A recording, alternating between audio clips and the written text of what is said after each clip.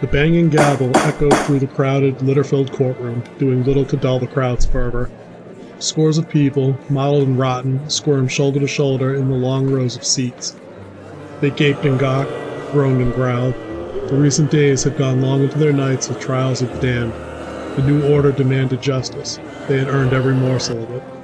History would judge their methods, but history, after all, was written by the victor, and the undead had won their war handily. The judge slammed the gavel down a final time, rattling the pitcher of cloudy water resting on the bench.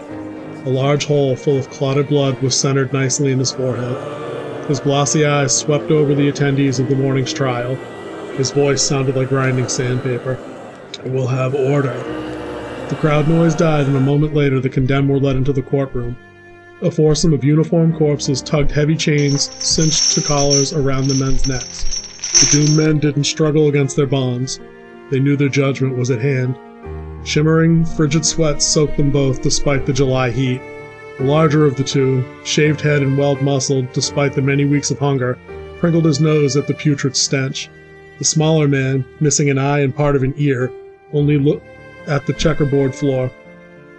The judge pointed a rotten finger at the accused. "You stand before this illustrious court on 213 counts of murder during your enlistment."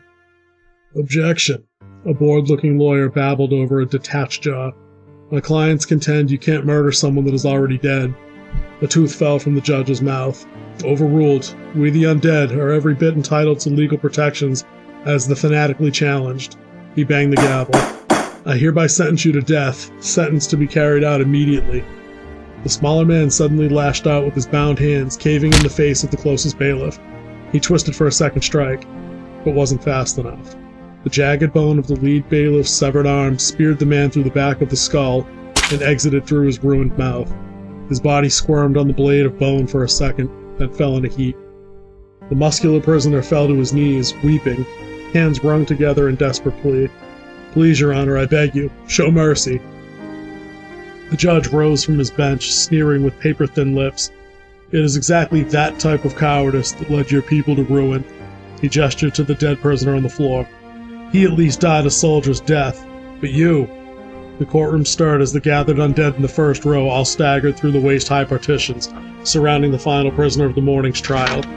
Eternal hunger blazed in their stares like wildfire. The man's eyes widened in horror, and his trousers ran warm. "But you deserve nothing of the sort."